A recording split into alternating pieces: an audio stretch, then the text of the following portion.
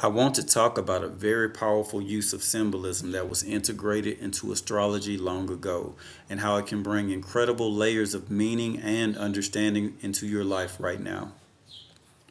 In the previous video, and I'll leave it pinned in the comments, I showed you how to use AI to integrate and compute massive amounts of astrological and symbolic information without needing deep astrological knowledge.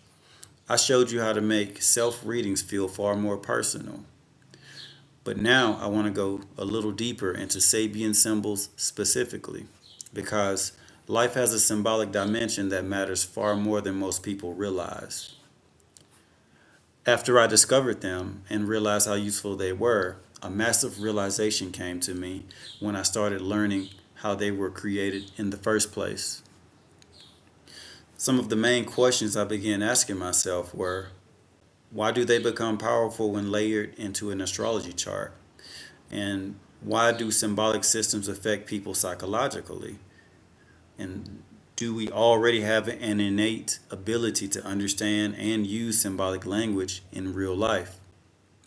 And lastly, I mainly wanted to know if they could be informationally synthesized meaningfully and accurately. So, what is the origin of Sabian symbols? How did they begin? Where did they come from? When you come across something powerful or irreplaceable, it becomes important to understand its source and foundation instead of only interacting with the final product. So, let's get an understanding of where Sabian symbols actually come from.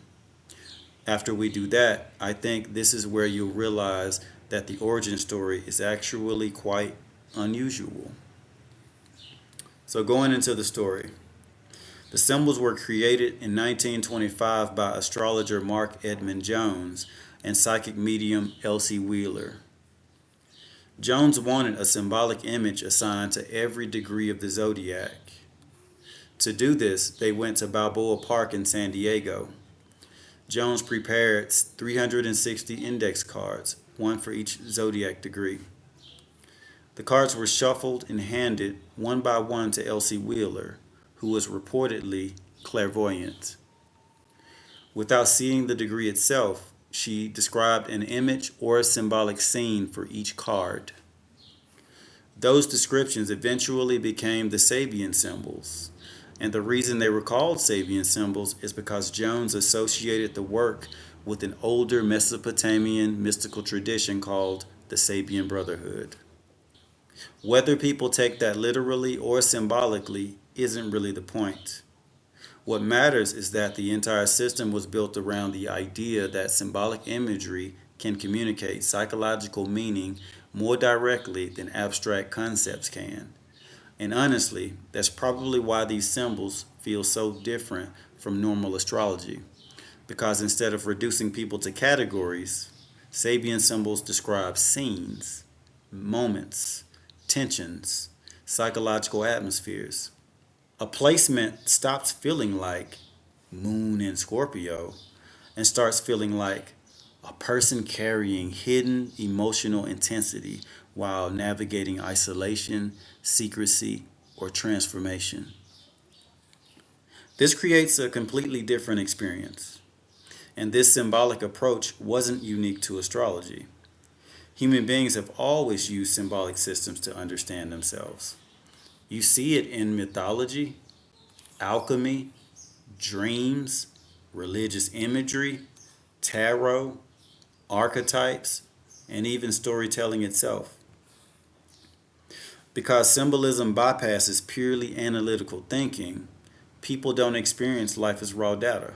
They experience it through emotional association, imagery, recurring patterns, symbolic meaning.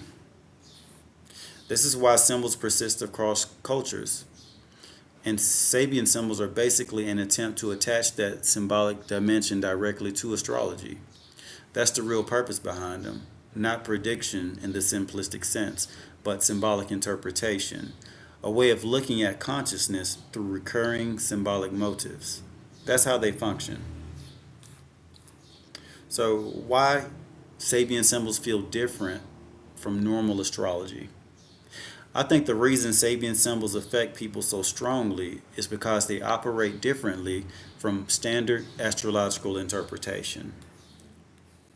A lot of astrology can become technical, categorical, or mentally abstract, but symbolic imagery affects people more immediately and naturally. For example, if someone says, "You're emotionally intense," it may feel vague, but if symbols describe hidden chambers, locked doors, storms beneath calm water, someone standing at a threshold, the mind reacts differently because symbolic language feels experiential, not informational. And this becomes even more interesting when multiple symbols begin repeating similar themes. This is what I started noticing, and probably the most important part. So, really pay attention right now. Completely different placements would independently point toward similar tensions, similar psychological patterns, similar emotional dynamics. Crucial questions that you could ask yourself with this information is, what do all of these have in common and how do they tie together? This should be fairly easy since you're only thinking and reflecting on yourself or your own life. Once you start seeing these patterns repeat across multiple placements, the randomness of it all begins to fade. Not because every symbol was perfectly accurate, but because recurring themes kept emerging across different layers. This is where this became compelling to me, not as blind belief, but as a symbolic pattern recognition system. And I think that distinction matters a lot. So, where does AI actually become useful here? The AI part, honestly, isn't the most interesting part. The symbols themselves are. What AI changes is the ability to synthesize large symbolic structures quickly. It handles the organizational work extremely well, but you still need to question, verify, and refine what it gives you. This organizational work can be considered dirty because it includes volumes of ongoing system organizational material like astrology, astrology information for planets, houses, aspects, nodes, angles, and even Sabian symbols. And this information becomes difficult to mentally organize, especially when trying to identify recurring symbolic motives. For this reason, I did the obvious. I started feeding entire symbolic structures into AI all at once. The AI identified repeating themes, connected symbolic imagery, synthesized psychological patterns, created narrative coherence. At this point, things started feeling unexpectedly personal instead of generic because the same symbolic themes would appear repeatedly across unrelated placements. All of it taken from all arenas of the information and converged to key information. Why this matters more than people think. In this day and age, I think a lot of people are moving towards systems that help them contextualize themselves, recognize patterns, understand recurring psychological dynamics. Modern life often strips away symbolic thinking. Everything becomes hyperliteral, analytical, fragmented. But human consciousness doesn't really operate that way internally.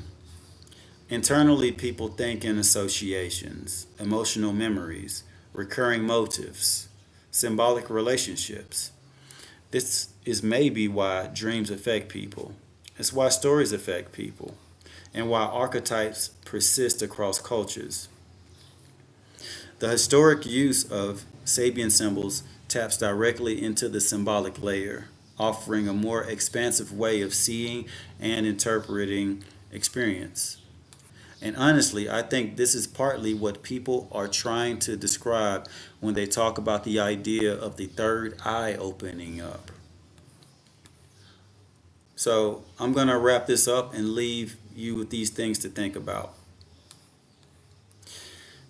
Now, to qualify things a bit, I'm not trying to prove astrology. I'm exploring it for meaning, usefulness, and validity. I've had strong, though not perfect, results from it, which is why I continue studying and experimenting with it. And I think that once you move past the initial skepticism, which is healthy and necessary, deeper questions begin to emerge about yourself. Some, or one of mine, are questions like, can symbolic systems reveal recurring patterns in how someone experiences reality? AI becomes extremely useful here in answering a question like this. But in the end, the most important part or answer or result is still your own interpretation, your own reflection, and refinement afterwards. I'll leave you with this thought. What would happen if you intentionally created your own symbolic systems, your own tarot card imagery, your own symbolic language, your own associations attached to the world around you? How much would your perception begin to change? And what might you discover about yourself in the process? Listen to this last part again if you have to. Read it back again or think it back again if you have to. Anyways, thank you. I appreciate you. I love you all. Take care of yourselves out there. Bye.